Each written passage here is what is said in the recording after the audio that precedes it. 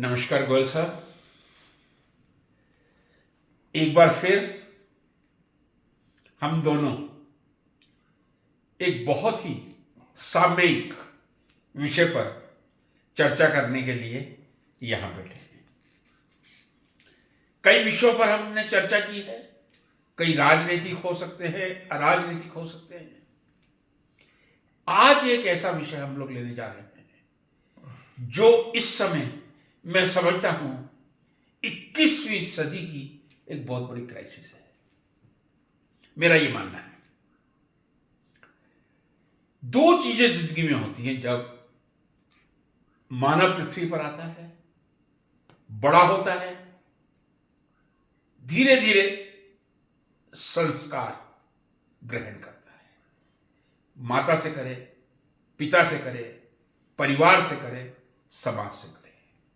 जब वो स्कूल में जाता है तब वो शिक्षा ग्रहण करता है। वैसे तो ये कहा जा सकता है कि शिक्षा दो प्रकार की होती है, औपचारिक, अनौपचारिक, फॉर्मल, इनफॉर्मल। लेकिन यहां मैं समझता हूं कि हम लोग थोड़ा अपने आप को कोशिश करेंगे फॉर्मल एजुकेशन तक कन्फाइन करें, या यदि आप चाहें तो खैर अब मैं मूल बिंदु पर आ जाता हूं। आज का विषय है शिक्षा बड़ी या संस्कार। जी हां, विषय है शिक्षा बड़ी या संस्कार।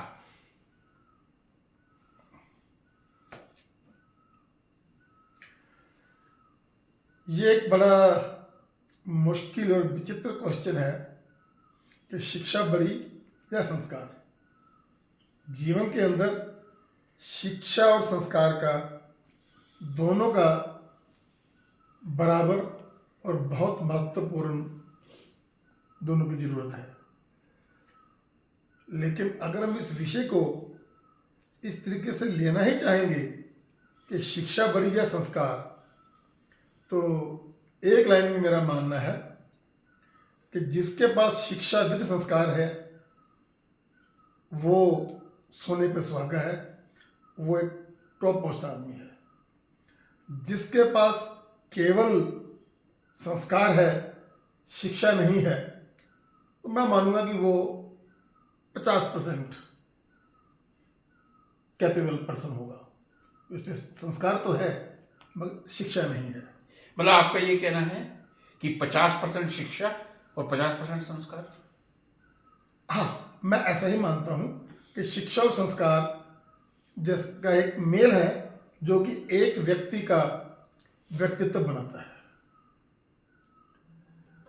बात बिल्कुल सही है आपकी, और इसमें कोई डिस्प्यूट हो भी नहीं सकता जी कि शिक्षा और संस्कार दोनों संयुक्त रूप से ही किसी भी मानव का विकास कर सकते हैं। जी यदि संस्कार हैं, शिक्षा नहीं है, तो भी वो अपूर्ण है, और यदि शिक्षा है, संस्कार नहीं है, तो भी वो अपूर्ण है। तो ये तो मुख्य तौर पे एक बिंदु सामने आ गया कि शिक्षा और संस्कार दोनों का होना आवश्यक है। मेरी वो बात अधूरी रह गई थी। अच्छा, जो मेरी विजन जी, है, जी, जहाँ तक मुझे मालूम पड़ता है, हम ये मानते हैं कि जो संस्कार है, जैसे भी आपने कहा, वो बच्चे को जन्म से मिलते हैं, माता से मिलते हैं, पिता से मिलते हैं, परिवार से मिलते हैं, और उसके बाद बच्चा शिक्षा के लिए शिक्षा के मंदिर स्कूल में जाता है। मुझे आज का स्थिति मालूम नहीं है, लेकिन जब हम स्कूल में जाते थे तो हमारे स्कूल की जो शुरुआत होती थी वो प्रेयर से होती थी। बिल्कुल सही है। तो स्कूल के अंदर भी पहले हमें संस्कार सिखाया जाता है, शिक्षा उसके बाद आती है। ये मैंने इस चीज़ को अपनी 10th तक की पढ़ाई के अंदर ग्रहण किया है। हाँ, जब मैं कॉलेज में गया हूँ, कॉलेज के अंदर फिर वो प्रेयर वाला कोई सिस्टम मैंने अपने जीवन काल में नहीं देखा। अपने जीवन जहाँ तक मैंने पढ़ाई करी है, कहाँ? जो मैं जिस भी कॉलेज में पढ़ा हूँ, हाँ, कॉलेज में नहीं देखा मैंने। बिल्कुल तो सही। मेरा तो यही मानना है वो कि एक पर्सन विद संस्कार एंड शिक्षा 100% है, विद संस्कार 50% है। ए पर्सन ओनली विद शिक्षा मैं उसे 25 पैसे मानता हूं। ओनली?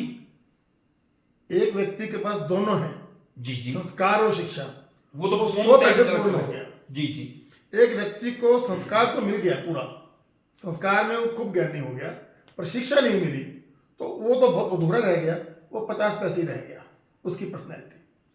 मेरा यह मानना है, ये गलत भी हो सकता है, कि एक व्यक्ति को शिक्षा तो बहुत मिल गई पर संस्कार नहीं मिला, मैं उसे फिर 25 पैसे मानता हूँ। ये मेरा पर्सनल सोच है, मैं इस पर ये कोई ना कोई डाटा है ना कोई ये तर्क है, ये केवल एक विचार है। मेरे मानते जो विचार होता है वो गलत और सही की परिधि से बाहर होता है, विचार होता है अपना। क्योंकि हमने 1-2 दिन पहले एक पॉडकास्ट किया था कि शिक्षित व्यक्ति नेगेटिव, हमने कुछ ऐसा किया था। जी जी, शिक्षित व्यक्ति नेगेटिव वही होता है या वही हो सकता है जिसके पास संस्कार ना हो, केवल शिक्षा हो। उस व्यक्ति के अंदर ही चांसेस होते हैं कि वो अपनी शिक्षा से नेगेटिविटी तक जा सकता है। ठीक है। जिस व्यक्ति के पास संस्कार और शिक्षा दोनों होते हैं वो तो भूल करके भी नेगेटिव नहीं हो सकता, मतलब ही नहीं उसका नेगेटिव होने का, क्योंकि संस्कारों से उसने जो सीखा है उसकी शिक्षा उस चीज को मजबूती से पकड़ लेती है, उसको गलत रास्ते पे नहीं जाने देती। मतलब यदि मैं आपसे क्लियर पूछना चाहूँ शिक्षा बढ़िया संस्कार, तो आप क्या कहेंगे? तो मैंने आपको बता दिया, मतलब दोनों एक दूसरे अगर नहीं, वो तो मैंने उसमें 3 चीजें बताई कि एक व्यक्तित्व दोनों से पूर्ण बनता है। बिल्कुल। फिर मैं उसके बाद आ गया, जब मैं ये कह रहा हूं कि संस्कारी व्यक्ति 50 पैसे पूर्ण है जी, ओनली शिक्षित व्यक्ति 25 पैसे पूर्ण है, तो जाहिर है मैंने कह दिया आपको कि 75% संस्कार है, ये कह देंगे ना 25%। मैं ऐसे नहीं कहूंगा, मैंने संस्कारी व्यक्ति को, केवल संस्कारी व्यक्ति को केवल शिक्षित व्यक्ति से आगे रखा है। हाँ, कोई बात होगी, जैसे आपने कहा ना 25%, मतलब बात है, मैं ये भी कह सकता हूं कि शिक्षित व्यक्ति 40 पैसे है और संस्कारी 50 पैसे है। जो आपका मूल सवाल था मेरे से कि दोनों में मैं किसे बड़ा मानूंगा, अगर मैं दोनों में कंपैरिजन करूंगा तो मैं संस्कार को शिक्षा से ज्यादा महत्व दूंगा। अब उसको परसेंटेज में वो सिर्फ मेरा कहने का नजरिया था, वो कोई डाटा नहीं है। मैंने तो पहले कहा, एक हम बात करते हैं डाटा देते हैं, जी जी, जैसे नहीं, लेकिन ये है आपका मूल मेरा मूल मैं ये मानता हूं संस्कार शिक्षा से बड़ा। संस्कार, अगर सरकार जो शिक्षा में कंपैरिजन करना होगा तो संस्कार शिक्षा से एक कदम बड़ा है। ये मेरी सोच है, मेरा विचार है, ये ठीक गलत में नहीं है। आपका विचार जब पूरे होंगे तब मैं आगे बढ़ूंगा। बस हो गया। आपने जो बात कही मैं उससे इस बात से तो बिल्कुल सहमत हूं जी कि संस्कार और शिक्षा एक दूसरे के कॉम्प्लीमेंट्री हैं जी। और यदि मैं ये भी कह दूं कि यदि संस्कारी होगा तो शायद अच्छी शिक्षा ग्रहण कर पाएगा, ये भी अपने आप में कोई एग्जीक्रेशन नहीं आती शोभती। बहुत अच्छी बात कही आपने, बहुत बड़ी बात करी। यदि संस्कारी होगा तो वो अच्छी शिक्षा ग्रहण करेगा, संस्कार से ही उसका मन शिक्षा की तरफ जाएगा। एक जो आपने बात कही थी उसमें मेरे दिमाग में एक प्रश्न उभरा है जी। आपने कहा जब हम स्कूलों में जाते थे जी तब प्रारंभ प्रार्थना से हुआ करता था। जी बिल्कुल सही है, मुझे भी याद है। जी। मैं 11वीं तक था राजस्थान में उस समय, 11वीं के बाद सीधा ग्रेजुएशन का +3 का कोर्स था जी। स्कूलों में प्रारंभ शिक्षा से ही होता, प्रार्थना से ही होता, प्रार्थना से होता था, या ये कहते संस्कार देने की प्रक्रिया है। संस्कारी वही प्रक्रिया, वही संस्कार है। अब प्रार्थना ही संस्कार है। जो आपने बात कही है, संस्कार से शुरुआत तो कर दी जी, प्रार्थना करके हमने जी, लेकिन क्या किसी भी स्कूल में जो बच्चे पढ़ते हैं जी, हर बच्चे को प्रार्थना में आना एक तरह से कंपलसरी होता था हमारे समय में? हाँ, कंपलसरी होता था। आज भी होता होगा, मैं आज भी होता होगा, तब तो होता था। तो जब हम संस्कार से प्रारंभ करते हैं फिर बच्चों में विकार क्यों देखते हैं? अब मैं आपको बिल्कुल एक सटीक बात पे ला रहा हूं। हमने प्रार्थना से प्रारंभ कर दिया, संस्कार से प्रारंभ किया, बहुत अच्छी बात है। माँ सरस्वती की प्रार्थना करना किसको अच्छा नहीं लगेगा जी। लेकिन आज जो स्कूलों में ड्रग्स की स्थिति है जी, ये मैं एक उदाहरण दे रहा हूं आपसे जी, किस तरह के संस्कार हम उसको कहें। कॉलेज में ये बात सही है कभी प्रार्थना देखी नहीं मैंने किसी कॉलेज में। जी हो सकता है अब कुछ प्राइवेट कॉलेजेस ने अपना ली हो, तो उसमें कोई बुराई भी नहीं है। जी तो संस्कार, यदि स्कूली शिक्षा का प्रारंभ हम संस्कार से करते हैं, तो कहां कमी रह जाती है जो बच्चे अपने जीवन में भटक कर, और ज्यादातर जो मैं देख रहा हूं कॉलेज के भी हो सकते हैं, स्कूली बच्चों में जो ड्रग्स का प्रचलन पूरे भारत में चल रहा है, ये एक दुखद है। जी अब मैं ये भी आपको कह दूं कि बच्चा मां बाप से संस्कार ग्रहण करता है। जी क्या आज के स्कूल, जी ये कृपया इसका बहुत छोटा सा जवाब दें क्योंकि मेरी अभी बात शुरू हुई है, जी क्या आज के स्कूल संस्कार देने में समर्थ हैं? जी मतलब आप ये मानते हैं कि स्कूल संस्कार दे रहे हैं बच्चों को? मुझे इसके ऊपर मैं ज्यादा रोशनी नहीं डाल सकता। मुझे लगता है, चलिए आप शिक्षा से, आप शिक्षक हैं, मैं शिक्षक नहीं हूं। आज स्कूलों में क्या कल्चर चल रहा है उसके ऊपर मैं कमेंट शायद ना कर पाऊंगा। नहीं, एक बहुत छोटा, लेकिन आपकी इस बात से, मैं इस बात के ऊपर आपसे एक दो बात जरूर कहना चाहता हूं। जी मैं अंबाला कैंट में रहा हूं लंबे समय तक। जी मेरी मां, हमारे अंबाला कैंट, क्योंकि वो एक ऐसा शहर है जहाँ मिलिट्री का काफी, बिल्कुल उसका नाम ही कैंट नाम। में सुन रहा हूं बचपन से। वहाँ पर एक स्कूल है, अब बात करते करते मुझे आपसे याद आ गया, मैं नाम बोल रहा हूँ। वो स्कूल जो है बेसिकली उसमें मेजॉरिटी ऑफ जो स्टूडेंट्स हैं वो सेना के बच्चे हैं। सैनिक स्कूल होगा वो? सैनिक स्कूल है, मतलब काफी बड़ा एक नहीं, जैसे हाई सैनिक लेवल है, स्कूल हुआ करते पब्लिक हैं। स्कूल है वो, उसका वो उसके ऊपर अगर सेना के बच्चे बड़े बड़े अफसर्स के बच्चे होंगे वो महंगा नहीं, स्कूल मैं है। ये जानना चाह रहा हूँ, वो जैसे सीबीएसई का एक प्राइवेट स्कूल है या पूरी तरह सैनिक स्कूल है? मैं ये कमेंट नहीं कर पाऊंगा। अच्छा, कोई बात नहीं। पर उसके अंदर जो मेनली बच्चे आते हैं वो, उनकी प्रेफरेंस है वो सिर्फ सेना के अफसरों के बच्चों को इसमें लेते हैं। तो इसका अर्थ ये हुआ कि सैनिक स्कूल नहीं होगा, हाँ। वो एक सीबीएसई प्राइवेट CBSE स्कूल होगा स्कूल। जिसमें सेना के बच्चे। अब उसके अंदर मैंने अंबाला कैंट में एक चीज देखी। जी सिविलियंस के अंदर एक होड़ मचती है कि मेरा बच्चा उस स्कूल में एडमिशन हो जाए। अब मैं आपको एक बात बताता हूं, जब वो होड़ मैं देखता था सिविलियंस के अंदर, कहीं ना कहीं मेरे अंदर भी वो ईगो क्रिएट हुई थी, मैं अपने बच्चे को वहां कर। मेरा बच्चा भी वहां पढ़े। जब मैंने उस स्कूल को थोड़ा सा डीपली स्टडी किया जी तो मैंने एक चीज को पाया कि वहां पर सिविलियंस के लिए 15-20% जो भी है एडमिशन तो है, बट सिविलियन के जो बच्चे हैं वहां पर एज ए सेकंड सिटीजन की तरह ट्रीट किए किए जाते हैं। तो फिर मैं मान के चलता हूँ शायद सैनिक स्कूल भी होगा। मैं बिल्कुल मेरा certainly। आपको, अब आपके पास आपको ये एग्जांपल देने का खाली एक ही मतलब है जी कि स्कूल हर तरह के होंगे। जी जी जैसे आजकल हमारे हिमाचल के अंदर ही है, भरा पड़ा है जो कि क्रिश्चियन स्कूल्स हैं, जिसके अंदर मतलब के नाम ही क्रिश्चियन ही होता है। मैं सेंट ल्यूक्स की बात कर रहे हो? सेंट लुक्स हो, पूरे सोलर हिमाचल का में, सेंट ल्यूक पूरे हिमाचल बहुत में, famous मैं है। उसके मैं सेंट लुक की बात नहीं कर रहा, भरा पड़ा है वो।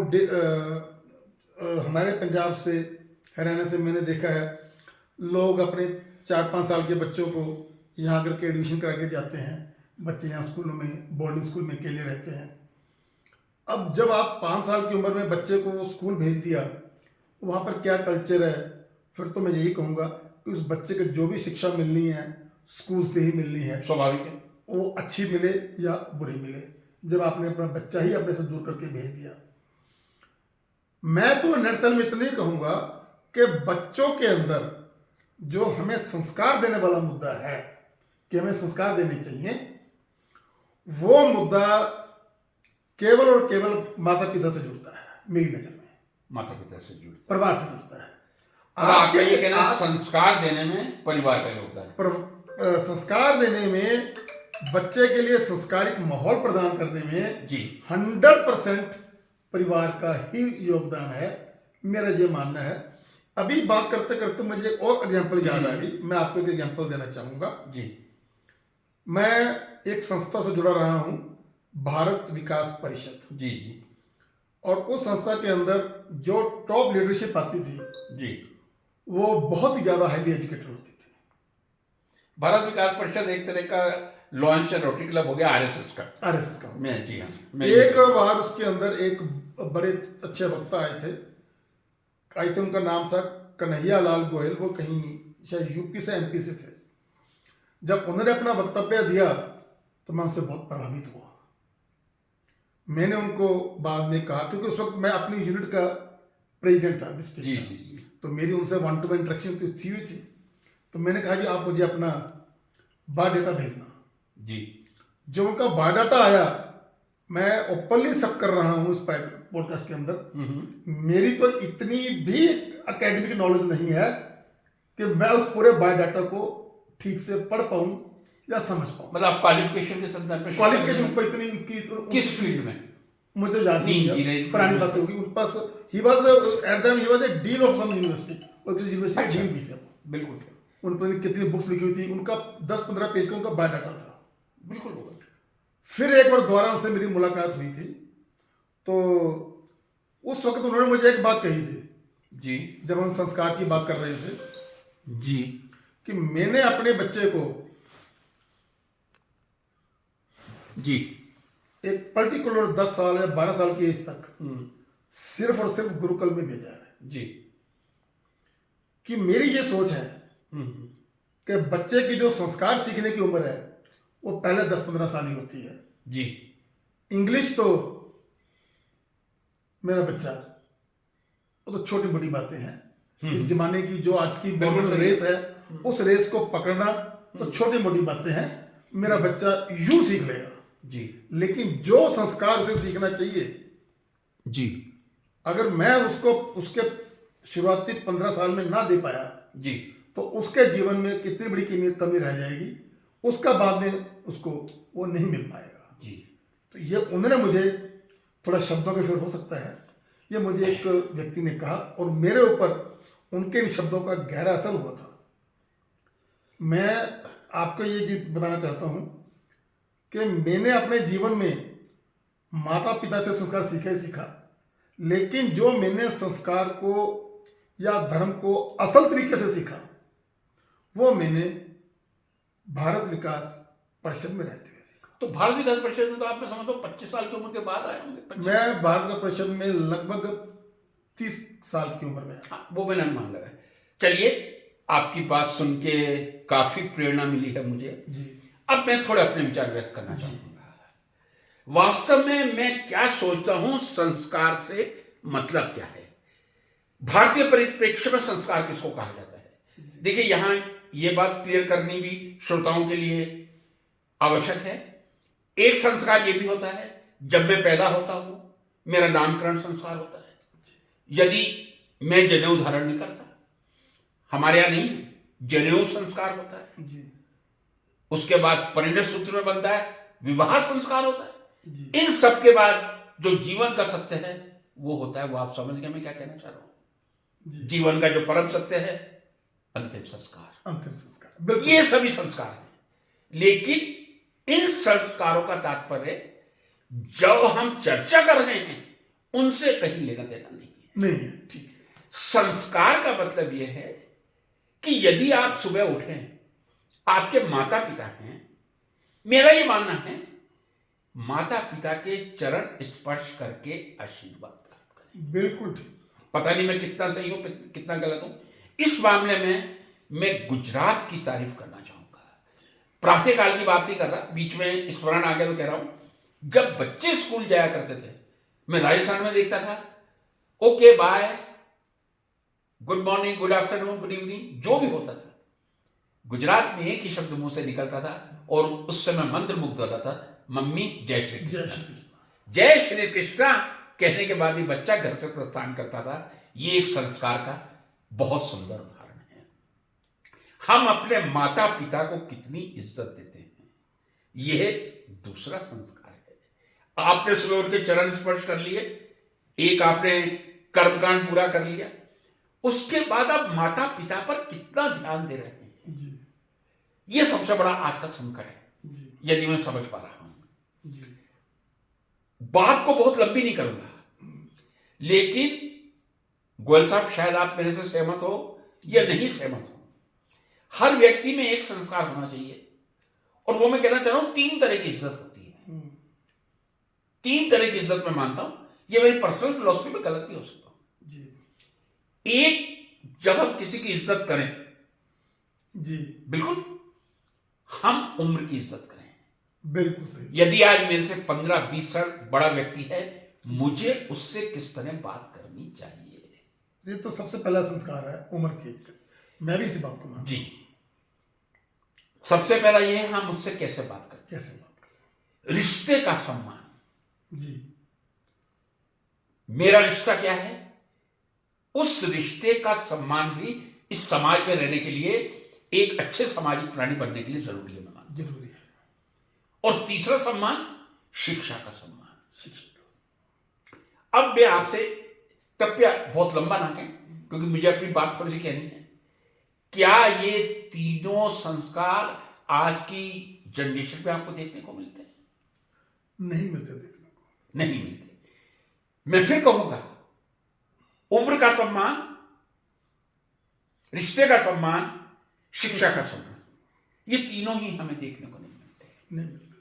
कई आप रास्ते में जा रहे हैं, खैर गोयल साहब आप तो कार से ही आते जाते हैं, मैं चूंकि एक निवृत्त शिक्षक हूं, मुझे कार चलानी नहीं आती। आपको मालूम है मेरा एक्टिवा जिंदाबाद रहता है, पाटन में भी वही था, यहां भी वो है। मैंने अक्सर देखा है, जब स्पीड से एक नौजवान आता है, उसको लग रहा है एक सामने से एक वृद्ध व्यक्ति आ रहा है, मैं अपने को वृद्ध ही कहूंगा, बिल्कुल बिल्कुल बिल्कुल बिल्कुल। अपनी कार की स्पीड को वो कहीं पे ब्रेक नहीं देना चाहते, नहीं देना चाहते। जैसे उन्हें पता नहीं कितनी अर्जेंसी है जाने की। एक वृद्ध व्यक्ति है, स्कूटर चला रहा है, कहीं उसका संतुलन ना बिगड़े।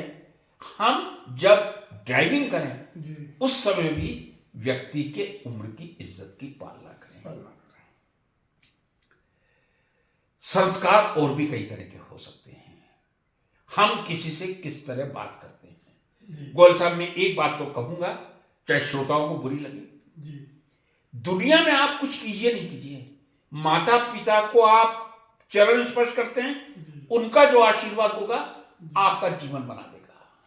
जी परमात्मा को आप प्रणाम करते हैं, नमन करते हैं, स्मरण करते हैं, वो निश्चित रूप से आपके जीवन में संस्कार भरेगा ही। जी। सही कह रहा हूं, मैं गलत कह रहा हूं? नहीं, बिल्कुल ठीक कह रहे हैं। लेकिन यदि उम्र में एक बड़ा व्यक्ति मिल रहा है और मैं उसको हाथ जोड़ के नमस्कार करने में संकोच कर रहा हूं, जी तो वो संस्कारहीन कहेंगे या संस्कार युक्त कहेंगे? संस्कारहीन हो गया वो तो। मैं तो इसको संस्कार मानता हूं कि यदि उम्र में आपसे कोई बड़ा परिचित मिल रहा है, हाथ जोड़ के नमस्कार, हाथ जोड़ के आप नमस्कार करेंगे, तो शायद वो आपको आशीर्वाद देगा। और ये लालच मत रखिए आशीर्वाद देगा, ये अभिवादन करने की जो पद्धति है, ये भारत की अद्भुत पद्धति है। हाँ, मैं मानता हूं कुछ राज्यों में ऐसा माना जाता है, हाथ जोड़ के आप नमस्कार कर रहे हैं तो उसको चरण स्पर्श करना कहा जाता है। ये एक परंपरा है, इसमें कोई बुराई नहीं। तो एक बड़ों की जो इज्जत होनी चाहिए, वो कहीं ना कहीं संस्कारों में कमी है। अब मैं शिक्षा में आता हूं। हमारी जो शिक्षा है वो किस दिशा में जा रही है? अभी तक गोयल साहब, मैं पूर्ण ईमानदारी से कह रहा हूं और आप मेरे मत से सहमत होंगे, मैंने बच्चे को या एक विद्यार्थी को ही जहां जहां जरूरत पड़ी है दोषी ठहराया है। सही हूं मैं गलत हूं? ठीक है। संस्कार ग्रहण करना बच्चे का काम है, संस्कार देना मां बाप और गुरु का काम है। जी माता पिता तो संस्कार देंगे ही, और यदि वो नहीं दे रहे हैं तो बहुत बड़ा अनर्थ कर रहे हैं। यही तो हो रहा है। बिल्कुल हो रहा है। आज के युग में माता पिता बच्चों को संस्कार नहीं दे रहे हैं जी, वो बच्चों को बिगाड़ रहे हैं। जी बिल्कुल सही कह रहे हैं। मैं तो इसी को कारण मानता हूं। बिल्कुल, मैं आपकी बात से पूरी तरह सहमत हूं। शायद हम दोनों की ऑब्जर्वेशन एक सी है, या हमारे भी जो भी 6-7 साल का अंतर है, हमें एक पीढ़ी की तरफ ले जा रहा है। ले जा रहा है। आजकल के माता पिता ही बच्चों के बिगाड़ रहे हैं। अब आता है गुरु का नंबर। गुरु संस्कार कब देगा? या तो स्कूल में देगा। और मैं ये मानता हूं कि ये नहीं है कि यदि उसने 12वीं पास कर लिया, सीबीएसई से कर लिया या आईसीएसई से कर लिया या बोर्ड से कर लिया, तो संस्कार की प्रक्रिया तो पूरी होगी। कॉलेज में भी शिक्षक विद्यार्थी को संस्कार देता है। और यदि कोई शिक्षक विद्यार्थी को संस्कार नहीं देता तो वो निरर्थक हो जाता है। जी। अब मैं एक उदाहरण आपके सामने देना चाहूंगा। ये अपने आप में काफी कुछ स्पष्ट करेगा। जी। मेरे जीवन में और कुछ मैंने पाया है या नहीं पाया, समय की पाबंदी पाई है। जी। मेरे लिए 6 बजे का टाइम 6 बजे है, सुबह 10 बजे का 10 बजे है। यदि मेरी कक्षा 11 बजे है तो 11:02 पे मैं बाहर जाकर खड़ा हो जाऊंगा। जी। मुझे शर्म नहीं आती थी कि मेरे से जूनियर कोई प्रोफेसर पढ़ा रहे हैं, मैं बाहर 5 मिनट तक इंतजार कर रहा हूं। कोई शर्म नहीं आती। समय की पाबंदी एक बहुत बड़ी चीज होती थी। जी। और वही मैं विद्यार्थियों को सिखाने का प्रयास करता था। लेकिन कई बार कॉम्प्रोमाइज करना पड़ता है। जी। जो हमारे यहां पाटन की मैं बात कर रहा हूं, एमएससी में विद्यार्थी आते थे, अप डाउन करते हुए आते थे। वैसे तो मेरा ये मानना है व्यक्तिगत, मेरे विद्यार्थी मुझे माफ करें, कि हम एक बस पहले पकड़ के समय पर पहुंच सकते हैं यदि हमारे मन में एक दृढ़ निश्चय है कि समय पर आए। लेकिन फिर भी विद्यार्थी कक्षा शुरू होने के बाद 5-10 मिनट के बाद आते थे। मैं कभी किसी को ये नहीं कहता था गेट आउट, कभी नहीं कहा। उनसे मेरा एक ही निवेदन होता था। शायद आपको ये आश्चर्य, क्योंकि जब भी कोई विद्यार्थी क्लास में आएगा, मे आई कम इन सर, वो तो कल्चर है, कहना कल्चर है। अब ये संस्कृति हो सकती है, लेकिन मैं विद्यार्थी से क्या कहता था, जब आप आए आप मेरे से मत पूछिए please may I come in sir, क्योंकि जब मैं लेक्चर शुरू कर दूंगा और हर 2 मिनट के बाद 5 मिनट के बाद एक विद्यार्थी आके मैं कम इन सर कहेगा, तो मेरा तो वो जो फ्लो है लेक्चर, तो मैं विद्यार्थियों से ये कहा करता था, आप आइए, जहां आपको जगह मिले वहीं तुरंत बैठ जाइए। लेकिन जी, ये बिल्कुल छूट थी। और कोई विद्यार्थी यदि इस बात से सहमत नहीं है, प्लीज कमेंट बॉक्स में लिखिए। मैं यही कहता था, आप देर से आइए, लेकिन आइए जरूर, नहीं आइए जरूर, और जहां जगह मिले स्थान ग्रहण कर लीजिए, आप मेरे से परमिशन मत लीजिए। लेकिन दूसरी मेरी तानाशाही मैं खुद यूज कर रहा हूं, वो ये होती थी, आपस में बात मत कीजिए। ठीक है, इसी संदर्भ में मैं कहूंगा, शायद मेरे विद्यार्थियों को याद है या नहीं, विद्यार्थियों को मैंने एक छूट दे रखी थी। जनरली ये कटसी होती है, जब लेक्चर खत्म हो जाए उसके बाद क्वेश्चन किए जाए। जैसे मैंने आपसे कहा, मैं विद्यार्थियों को परमिशन लेने के लिए नहीं कहा करता था, क्योंकि यदि मैं परमिशन लेने के लिए कहूंगा तो फ्लो खत्म होगा। लेकिन एक छूट विद्यार्थियों को मैंने दे रखी थी।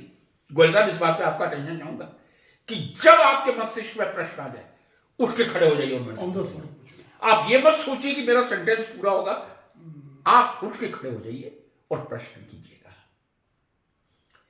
तो मैं कहां किस हद तक सही था या गलत था, तानाशाह था। आपस में यदि किसी ने बात की तो फिर वो गेट आउट हो जाता था गोयल साहब। क्यों? क्योंकि जब आप आपस में आप बात कर रहे हैं, आप शिक्षक को डिस्टर्ब करने का कारण कर रहे हैं। और यदि कोई 60 मिनट के या कई बार 2 लेक्चर एक साथ आते थे, 120 मिनट के समय में आपको शिक्षक ये छूट दे रहा है कि आप खड़े हो जाइए, प्रश्न पूछ लीजिए। जरूरी नहीं है मुझे है, क्योंकि एमएससी की क्लासेस पढ़ाया करते थे हम लोग। हो सकता है मैं आपसे ये कहूं कि कल आपको कंसल्ट करने के बाद बताऊंगा, लेकिन ये एक परंपरा शिक्षा और संस्कार से जुड़ी हुई थी। मुझे जो लग रहा है, आज हम विद्यार्थी को ना तो संस्कार दे पा रहे हैं, ना शिक्षा दे पा रहे हैं। ये मेरी पीड़ा, कई बार जब जब मौका मिलता है मैं इसको व्यक्त करता हूं। आप भी विज्ञान के विद्यार्थी रहे हैं, आपको मालूम होगा कि साइंस में प्रैक्टिकल का एक बहुत बड़ा कंट्रीब्यूशन होता है। और आजकल लगभग सभी स्कूल और कॉलेजेस में प्रैक्टिकल विलुप्त हो रहे हैं। अच्छा, मैं आपको बता रहा हूं, चूंकि मैं शिक्षा से जुड़ा हुआ रहा हूं और अभी भी जानने का प्रयास कर रहा हूं। दूसरी एक जो पीड़ा है, संस्कार के बारे में नहीं कहूंगा, शिक्षा के बारे में, बहुत दुख के साथ कह रहा हूं, हमको हर चीज की चिंता है।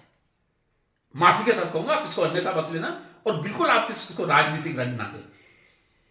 हमें बड़ी खुशी होती है, आनंद होता है, हम देश की 5वीं सबसे बड़ी अर्थव्यवस्था है, 3री बनने जा रहे हैं। बनिए, मुझे भी खुशी होगी, मेरे विद्यार्थियों का भी भला होगा, मेरे बच्चे का भी भला होगा। चलिए मैं स्वार्थी बन जाता हूं। क्या कभी मैंने किसी नेता के मुंह से यह सुना है कि जब भी विश्व की टॉप 150 यूनिवर्सिटीज की लिस्ट जारी होती है, उसमें भारत का कोई विश्वविद्यालय स्थान नहीं पा पाता? मैं आपको बता रहा हूं, आईआईटी दिल्ली, बॉम्बे, कानपुर, खड़गपुर, मद्रास, गुवाहाटी, रुड़की, ये जगह ले लेते हैं, कोई विश्वविद्यालय जगह नहीं ले पाता। कहने का मतलब यह है, एक तरफ तो हम विद्यार्थी को संस्कार से दूर कर रहे हैं, दूसरी तरफ हमारी शिक्षा व्यवस्था किस तरह की है। अब इसमें विद्यार्थी का दोष नहीं है, विद्यार्थी कुछ नहीं कर पाएगा।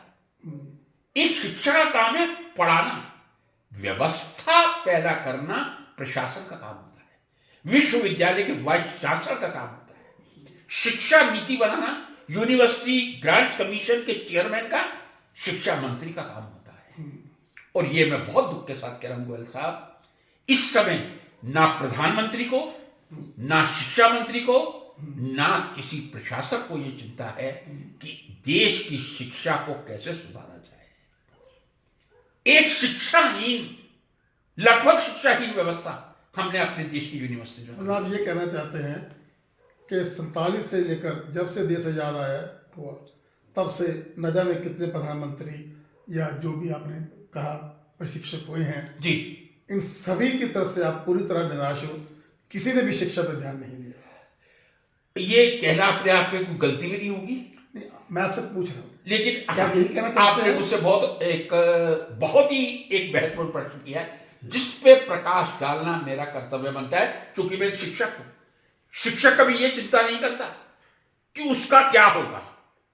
फिर मैं कहूंगा, निर्माण और प्रलय यदि शिक्षक की गोद में पढ़ते हैं तो शिक्षक को इस योग्य बनना चाहिए कि वो सत्य बोलने की हिम्मत, साहस कर सके। जी आज देश में यदि आईआईटी बने हैं, जी आईआईएम्स बने हैं, जी एम्स बने हैं, जी एनआईटीज बने हैं, जी वो शायद जी पिछली गवर्नमेंट ने ही बनाए होंगे। मैं बात नहीं करता।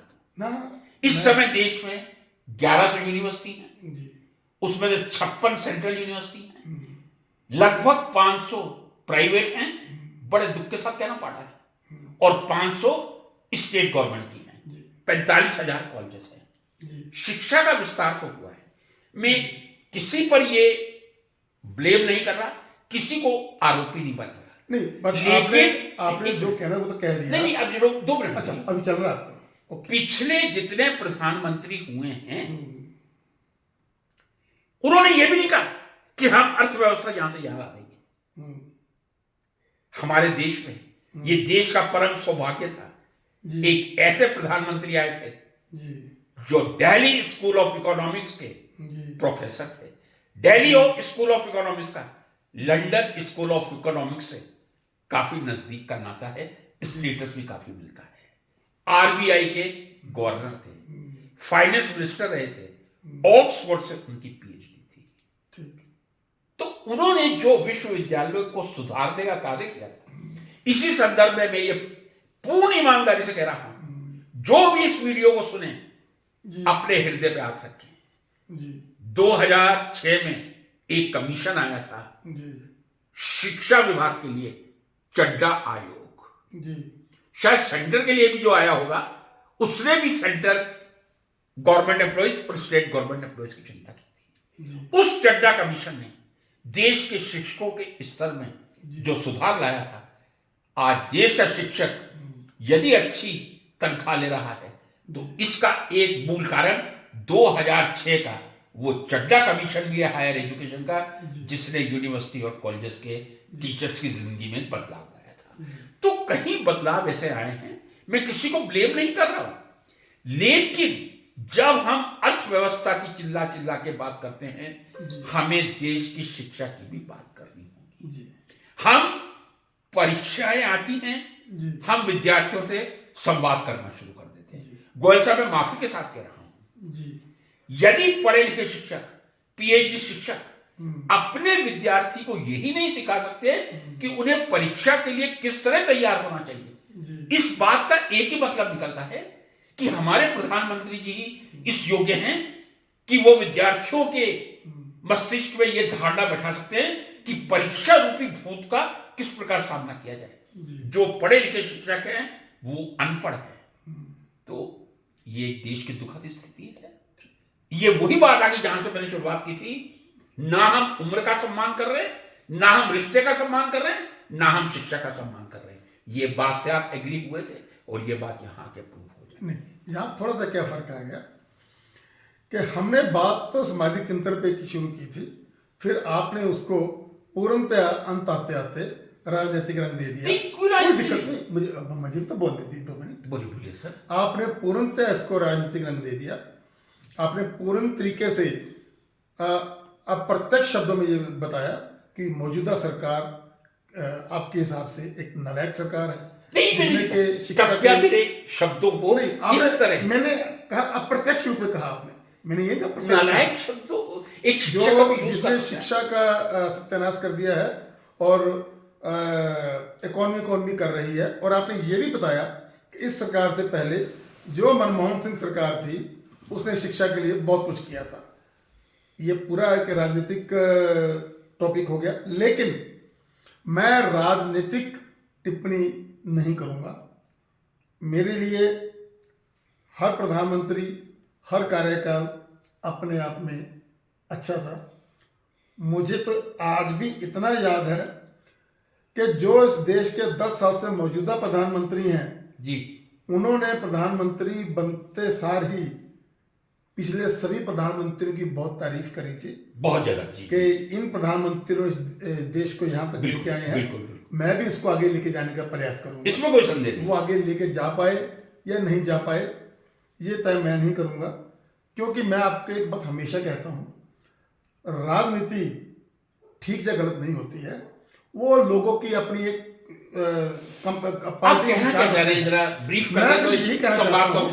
आपने पूर्ण राज्य दे दिया, ओके, नो प्रॉब्लम। अब आप क्या सोचते हैं, फिर अब आगे भी आ जाइए। अब इलेक्शन हो रहा है देश के अंदर जी, कौन है वो प्रधानमंत्री का कैंडिडेट जो आपको लगता है कि उसको आना चाहिए और वो देश में सुधार देगा? क्योंकि मनमोहन सिंह जी तो अब बहुत ओल्ड हो चुके हैं, आउट ऑफ पिक्चर हो गए हैं, आउट ऑफ पिक्चर है। तो आपके नाम, आप उसका भी नाम बताइए जो आपके हिसाब से संपूर्ण प्रधानमंत्री बनने के काबिल है, और वो किस पार्टियों ने उसको कैंडिडेट के रूप में आगे पेश कर दिया है कि he will be prime minister, आज ताकि देश को नॉलेज मिल सके आपके जरिए कि कौन अच्छा। बिल्कुल आपकी बात का जवाब दूंगा, जरा शांत रहिएगा। पूरा शांत हूँ भाई साहब, ठीक है, मैं तो टिप्पणी कर ही रहा हूँ। आज का विषय था शिक्षा, बढ़िया संस्कार। नहीं, वो राजनीति पे आ गया ना। सुन लीजिए जरा मेरी बात। मैं जो भी बात कहता हूं तर्क के साथ कहता हूं जी। इतिहास निकाल लीजिए आप शिक्षा का जी। जितने प्राइवेट विश्वविद्यालय और प्राइवेट कॉलेजेस 2014 के बाद खुले हैं, पहले कभी नहीं खुले थे। ओके, मेरी बात सुन लीजिए। मैं सुन रहा हूं। अब प्राइवेट यूनिवर्सिटी की क्या कंडीशन है जी। यही सोलन में लगभग 1 सप्ताह पहले मेरे एक छोटे भाई यहां रहते हैं कहीं आसपास ही, आपको मालूम है मैं सोलन से ही हूं जी। मैं उनके घर में बैठा हुआ था जी। मैंने उनके बच्चे से पूछा जी कि बेटा एग्जाम चल रहे हैं? मैंने कहा मेन एग्जाम नहीं सर, सुन लीजिए, मैं सुन रहा हूं, या इंटरनल, क्योंकि हमारे वहां इंटरनल भी होते थे। जी। तो बोला नहीं मेन एग्जाम चल रहे हैं। तो मैंने कहा बेटा 3 घंटे का पेपर रहता होगा? जी। बोला नहीं अंकल 45 मिनट का। तो मैंने कहा 45 मिनट में आप सब कुछ लिखते थे? बोले नहीं, आंसर बुक तो दी ही नहीं जाती, केवल मोबाइल पर सब कुछ हो जाता है। ये देख लीजिए हमारे देश की स्थिति। उच्च शिक्षा के केंद्र, विद्वता के केंद्र, centre of excellence, private universities पूरे साल के बच्चे का आंकलन 45 मिनट में कर रही हैं, और वो भी मोबाइल पर। ज्यादातर ऑब्जेक्टिव, 2 डिस्क्रिप्टिव। अब 45 मिनट में कितना लिखते होंगे, इतनी डिटेल में मेरी पूछने की हिम्मत बची नहीं थी। मैं ईमानदार से कह रहा हूं, मैं मूर्छित होने की अवस्था में था। मैंने कहा 45 मिनट की परीक्षा लेकर ये किस तरह? तो गोयल साहब ये कटु सत्य है। आपकी बात से सहमत नहीं, एक हूं। मिनट। देश के हर व्यक्ति को स्वीकार करना होगा। हालांकि मैं नहीं चाहता था हम इस बिंदु पे आए। 2014 के बाद जो एजुकेशन का प्राइवेटाइजेशन हुआ है, उसने सत्यानाश किया है एजुकेशन का। मैं मानता क्यों हूं नहीं बात। प्राइवेट यूनिवर्सिटी और कॉलेजेस बंद हो जाते? क्या मैं गौर- इसका आपसे नहीं, solution पूछ सुन रहा हूं लीजिए, ना। मैं सुन लीजिए। Solution तो दीजिए। इसका सोल्यूशन ये है, मोदी जी आए, 400 के पार है। वो छोड़ सुन दीजिए लीजिए ना, ना। इलेक्शन है, वो तो गया, उसके तक फिर आप मुझसे सोल्यूशन पूछ रहे हैं, जी। वो भी नहीं पूछ। मोदी जी आए, उनका स्वागत है, 400 के पार है, 500 के पार। जब आप इतनी बड़ी अर्थव्यवस्था बन रहे हैं, तीसरे नंबर की, जापान जर्मनी को पीछे छोड़ के केवल अमेरिका और चाइना आपसे आगे रहेगा। आपके पास इतना पैसा है कि आप हर यूनिवर्सिटी को गवर्नमेंट यूनिवर्सिटी बनाइए, कोई प्राइवेट यूनिवर्सिटी। क्योंकि यहां मैं ये मानूंगा, हार्वर्ड भी प्राइवेट यूनिवर्सिटी है, लेकिन जब भी विश्वविद्यालय का सर्वे होता है, हार्वर्ड पहले नंबर पे। मेरे देश की ईमानदारी पे तो मैं शक नहीं कर रहा, लेकिन इस देश की प्राइवेट यूनिवर्सिटी और कॉलेजेस पे, जहां ऐसी जगह एमएससी चल रही है, जहां कॉनिकल फ्लास्क और भी करनी है, गोयल साहब जी। अब तो आप मेरी बात से स्वीकार हैं, करेंगे? नहीं, मैं आपकी बात को, एमएससी लेवल पे बीकर हो, आप भाई कॉनिकल फ्लास्क नहीं है। आप मेरे पर खामखा गुस्सा हो रहे हैं। मैं आपकी मैं गुस्सा बात को नहीं हो रहा। स्वीकार कर रहा हूं। मैं इस देश और की मैं आपकी इस बात को स्वीकार होकर के मैं कहना चाहता हूं, एक तो आपने ये बात कही कि मोदी जी ही सरकार में आपको ऐसा लग रहा है। अब वही 400 आएंगे। मैं तो कहता हूं और 500 के पार मैं लेंगे। आपकी तरफ से नहीं, वो तो 400 पार, वो पॉलिटिकल नारे होते हैं, कोई वो बात चलते हैं, वो दोनों तरफ होते हैं। पूरी मेजोरिटी लेके आए। मैं तो ये कहूंगा कि जो आपने कहा वो बहुत बड़ा सच है। और मैं तो अपनी तरफ से देश के आने वाले प्रधानमंत्री से ये प्रार्थना करूंगा कि देश की शिक्षा के अंदर जो कमियां रह गई हैं, अगले 5 साल के अंदर उन कमियों को दूर किया जाए, एक ताकि शिक्षक देश होने के का नाते मैं हाथ जोड़कर आपका देश का भी सिर्फ पैसे से नहीं, शिक्षा से भी विकास हो। मैं आपकी इस बात से पूर्णतः सहमत हूं। और मैं भी आपके साथ साथ मोदी जी से, क्योंकि देश में हाथ तकरीबन जोड़ के। सभी को लग रहा है, सरकार किसकी आएगी हमें नहीं पता, लेकिन आज जो देश में माहौल है, सभी को ऐसा लग रहा है कि मोदी जी ही आएंगे, क्योंकि उनके कंपटीशन में तो कोई है ही नहीं है, कोई नहीं है। कोई है ही नहीं है। तो हम मोदी से ये प्रार्थना करेंगे कि आप अपने आपको जो ये मौका मिल रहा है, इसे सिर्फ झुकाकर स्वीकार करें, देश की जनता का आभार माने। और इस देश के अंदर जो शिक्षकों के, जो मेरे बड़े भाई साहब के मन में एक पीड़ा है शिक्षा के प्रति, मेरी भी यह प्रार्थना है कि आप उस पीड़ा को दूर करें। तो अंत अब हम यहां पे करते हैं, यदि हम किसी बच्चे को संस्कार नहीं दे पा रहे, तो माता पिता की गलती है और गुरु की भी गलती है। मूल जो है माता पिता पे ही ये दोष जाएगा, इसमें मैं तो इसके ऊपर शुरू से क्योंकि बच्चे को माता पिता ही भाई साहब बड़ा करते हैं। मैं आपको एक छोटी सी बात बताता हूं। जी जी। मैंने ऐसा देखा है प्रैक्टिकली, आज की मॉडर्न लेडीज को, वुमेन्स को अपने बेटे के बुलाएंगी, उसका नाम मान लीजिए विदुर है। विदुर, आप क्या कर रहे हैं, आप वहां क्यों बैठे हैं, आपने ये खाना खाया, उनको आप करते हैं। हाँ मैंने ये सवाल किया जी। कि आप अपने बेटे को आप क्यों करती हैं। जी जी। वो कहती है, ये मैं तो प्रैक्टिकल एग्जांपल दे रहा हूं बिल्कुल कि मैं उसको संस्कार देने की कोशिश जी। कर। अगले ही पल वो महिला, मैं आपको बड़ा एग्जांपल से सही बता रहा हूं, है Vicky, get one peg for me. Who is this my Vicky? God. The Vicky is his husband. तो व्हाट टाइप ऑफ संस्कार you are giving to your, ये मैंने आपको मैं जो समझ नहीं पाया। विक्की अपने हस्बैंड को बुला लिया है, विकी क्या कर लिया? Get my you know pack. Peg.